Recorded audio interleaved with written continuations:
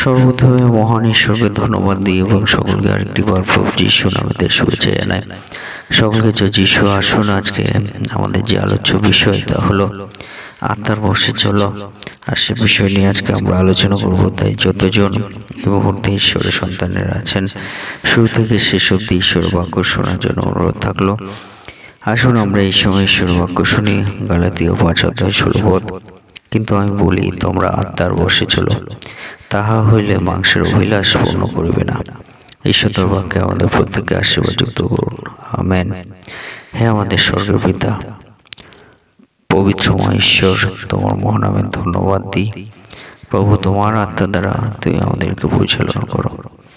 এই সময় প্রভু গো, তোমার যে বাক্য শোনার সুযোগ করে দিয়েছে, সে বাক্য প্রভু আমাদের প্রত্যেককে তুমি বোঝার এবং সে বাক্যের মধ্যে দিয়ে আমাদের জীবনে তুমি কথা বলো। সঙ্গে সঙ্গে থাকো, সমস্ত ভার তুমি নাও। প্রার্থনা একমাত্র নাসির যিশু নামে চাই, আমেন। জয় যিশু। আজকে দেখি আমাদের বিদেশে তিনি আমাদেরকে যে বিষয় বলেন, তোমরা আত্মার বশে চলো, অর্থাৎ আমরা আত্মা দ্বারা যেন আমরা চলার চেষ্টা করি। কিন্তু মাংসের যে অভিলাষ আছে, যে মাংসের যে আকাঙ্ক্ষা আছে, ইচ্ছা আছে, সেই মাংসের অভিলাষ অনুসারে যেন আমরা না চলি। মাংসের অভিলাষ অনুসারে যেন আমরা না চলি। আমরা যদি আত্মার বশে চলি, তাহলে মাংসের অভিলাষগুলো তা পূর্ণ হবে না। মাংসের অভিলাষ ইচ্ছাতে আমরা চলবো না। তাই আমাদেরকে বিদেশে বলছে যে আমরা আত্মার বশে আমরা যেন চলি। কারণ আত্মার বশে যদি আমরা চলি, তাহলে সে মধ্যে দিয়ে আমরা এই জাগতিক বিষয়ের মধ্যে দিয়ে আমরা যুক্ত হব না। রোমীয় 6:12 বলে, অতএব পাপ তোমাদের মর্ত দেহে রাজত্ব না করুক, করিলে তোমরা তাহার অভিলাষ সমূহের আজ্ঞাবহ হইয়া পড়িবে, আমেন। হালেলুয়া। অর্থাৎ পিতাশ্বর বলছে যে পাপ তোমাদের মর্ত দেহে রাজত্ব না করুক, করিলে তাহার অভিলাষ সমূহের আজ্ঞাবহ হইয়া পড়িবে।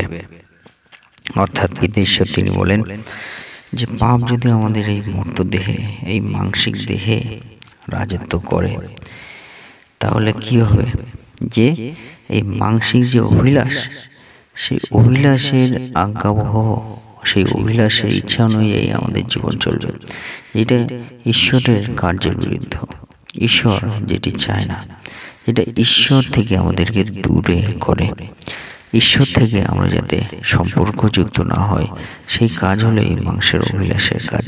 তাই পিতা ঈশ্বর তিনি আমাদের চান যেন আমরা মাংসের অভিলাষে আমরা না চলি, আমি যেন ঈশ্বরের অভিলাষে চলি। সেই জন্য আত্মার বশে আমাদের চলার প্রয়োজন আছে। 2 করন্থীয় 7:1 বলে, অতএব প্রিয়তমেরা, এই সকল প্রতিজ্ঞার অধিকারী হওয়াতে আইসো, আমরা মাংসের ও আত্মার সমস্ত মালিন্য হইতে আপনাদিগকে শুচি করি, ঈশ্বর ভয়ে পবিত্রতা সিদ্ধ করি, আমেন। অর্থাৎ ঈশ্বর তিনি আমাদেরকে বলেন আত্মার বশে চলো। কিন্তু আমাদের যে মাংসের যে অভিলাষ আছে, সেটি যেমন আমাদের ঈশ্বর থেকে দূরে রাখে, আমাদের আত্মার যে সমস্ত মালিন্য বিষয়গুলো আছে, চিন্তা ভাবনা যেগুলো আমাদেরকে নষ্ট করে, সেইগুলো আমাদেরকে দূর করতে হবে। শুধু মাংসের নয়, কিন্তু আত্মারও কিছু মালিন্য আছে, হ্যাঁ, সেই বিষয়গুলো আমাদের জীবন থেকে সরাতে হবে। হতে পারে লোভ, হতে পারে আমাদের জীবনে অহংকার, যা কিছু থাকুক না কেন, সেই সমস্ত মালিন্য কিন্তু আমরা দূর করতে হবে এবং আমাদেরকে শুচি আমাদের হতে হবে ঈশ্বরের, এবং ঈশ্বর ভয়ে যেন আমরা পবিত্রতা সিদ্ধ করি এবং পবিত্রতা আমাদের মধ্যে যেন আমরা তৈরি করি। পিতা ঈশ্বর সেটি বলছে যে আত্মার বশে চলে তা সম্ভব আছে। যদি আমরা আত্মার বশে না চলি, তাহলে কিন্তু সেটা সম্ভব নেই। কিন্তু আত্মার বশে চললেই কিন্তু পিতা ঈশ্বর তিনি আমাদেরকে বলছেন যে মাংসের যে মালিন্য সেটা দূর হয়। আত্মার বশে চললে আত্মিক সমস্ত যে মালিন্য কার্য তা দূর হয়।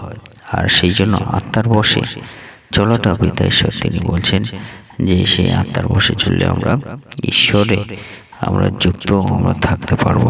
পিতা ঈশ্বর তিনি আমাদেরকে সে বিষয় আমাদেরকে বলেন। হালেলুয়া। এবং আমরা যদি আরেকটি বাক্য দেখি যে 2 করন্থীয় 3:17 আর প্রভুর সেই আত্মা, এবং যেখানে প্রভুর আত্মা সেইখানে স্বাধীনতা। আমেন। আমাদের মনে রাখতে হবে যে আত্মার বশে চলা এবং আমাদের এই আত্মার বশে চলাটা কতটা আমাদের জীবনে গুরুত্বপূর্ণ। কারণ বলছে প্রভু সেই আত্মা, যেখানে প্রভুর আত্মা সেইখানে স্বাধীনতা। অর্থাৎ প্রভুর আত্মা, আমরা আত্মার বশে চললে প্রভুর সেই মহান আত্মা যখন আমাদের স্পর্শ করে, সেই আত্মার মধ্য দিয়ে আমরা স্বাধীনতা পাই।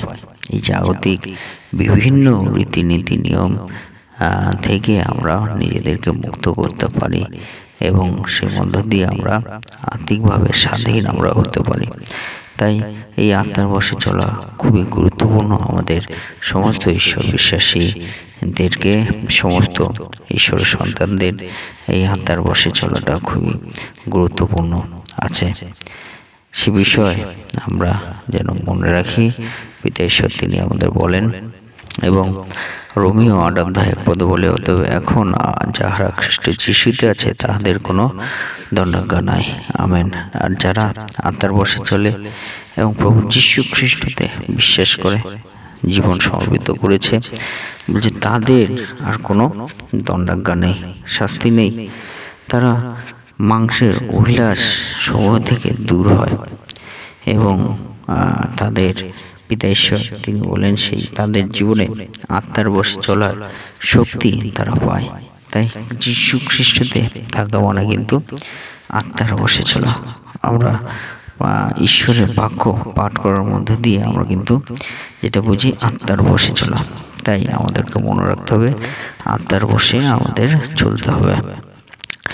সেই মতো যদি আমরা করি তাহলে ঈশ্বর তিনি আমাদের জীবনে দয়া করবেন, আশীর্বাদযুক্ত করবেন। ঈশ্বর তার বাক্যে আমাদের প্রত্যেককে আশীর্বাদযুক্ত করুন। আমেন।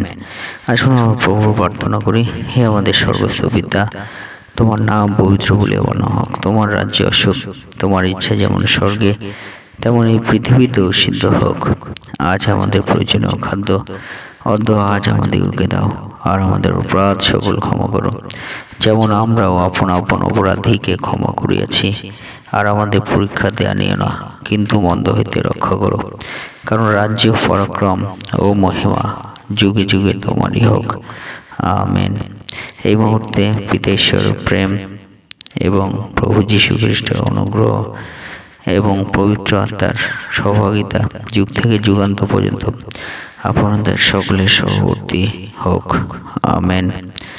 জয় যিশু, জয় যিশু। সকলকে জয় যিশু।